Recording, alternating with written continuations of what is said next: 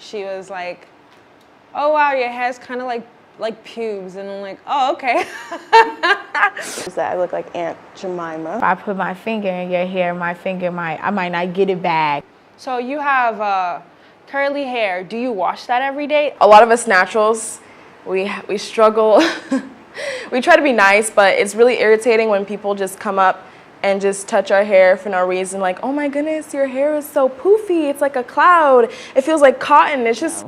Here you go with the can I touch it people, and then it just becomes a problem. If you're a random person and you come up to me, you touch my hair, I'm probably gonna slap you. Don't touch my hair. I was in an elevator and I felt something in my hair, and I had like these big red Marley twists, and this white woman was like touching my hair, and like she asked me like who did it, and like if it was my real hair, and like how could she get her hair like that, and I'm just like, why are you touching me? I don't know how to take it, but I'm just like, thank you. But, you know, before you touch my hair, can you please ask? I think the nicest one I've gotten so far, which is really weird, is that, oh yeah, you just have really nice hair. And I've never thought I'd had really nice hair. Eurocentric beauty standards plays a really big role in the Black community and the African community. Having natural hair was like a taboo. It was such a rarity. I was born here, but I lived in Nigeria for many years.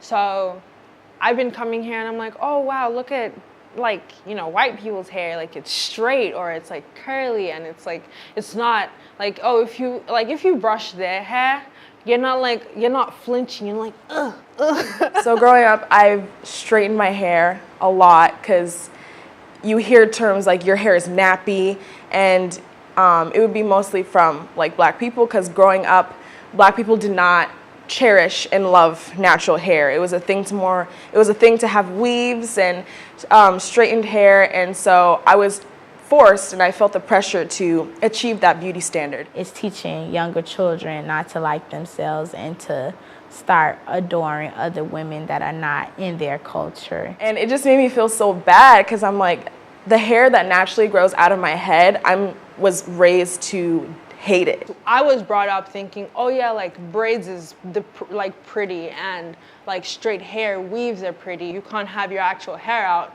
because number one, boys don't like that, and then society doesn't like it. At the beginning, I just didn't care. I'm like, oh, okay, I don't care. And then you get to like your teenage years.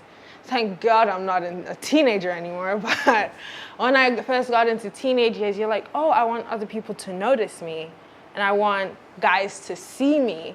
And if you want them to see you, you don't have your natural hair out, it's not cool, and it's not pretty, it's not sexy at all.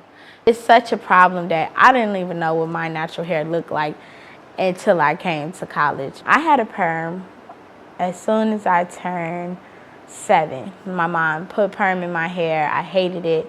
You had that smell in your head, and then it's like, if you leave it in over like 3 or 4 minutes, your hair could be gone. Like, it'll burn your scalp.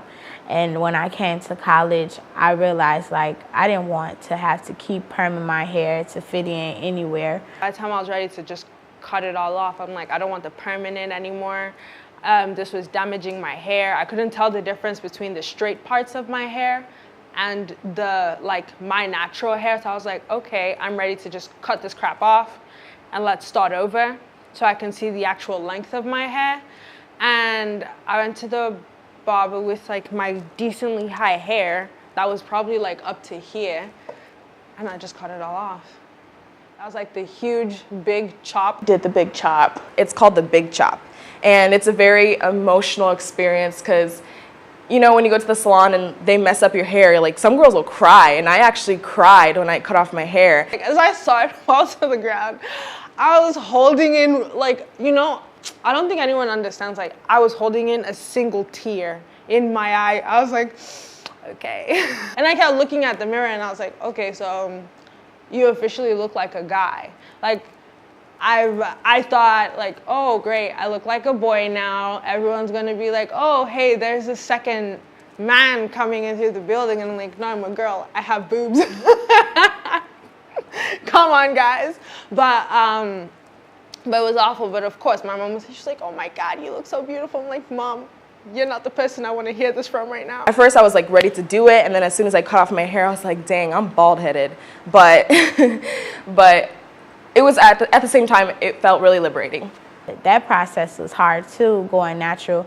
I didn't want to do the big chop, so I let it grow out with the straight ends, and I had curly roots, and it was just a mess, and I had to cut it off little by little, and people were like, what's wrong with your hair?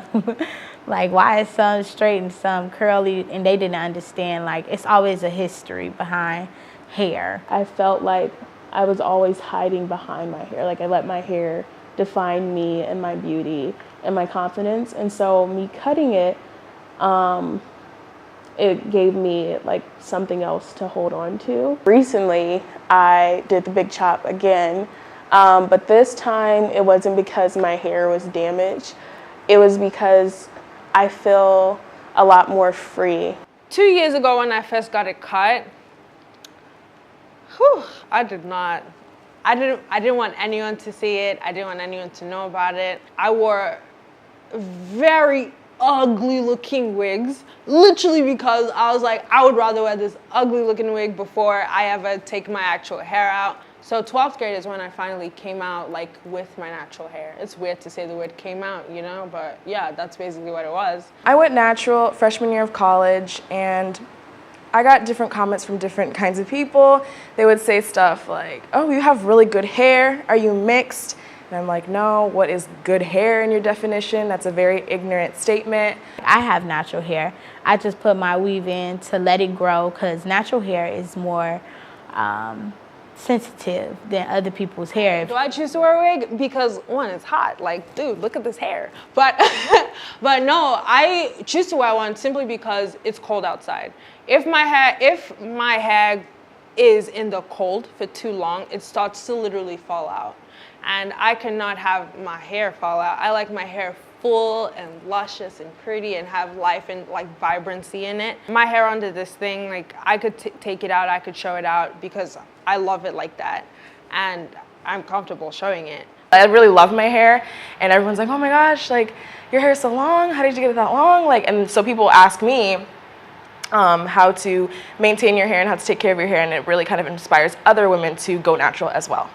Seeing other people that had hair like mine, that's not like mine, that was always criticized. It's good to see people enjoying their hair, and I think it's good for even younger children to see that, because they're like, it's somebody that looks like me that's happy with the hair they have on their head. And I think since our parents are older, it's changing their point of view too. Like, I'm gonna let my kid decide what they want to do with their hair first, when it was usually just like, no, you look a mess, I'm gonna do your hair.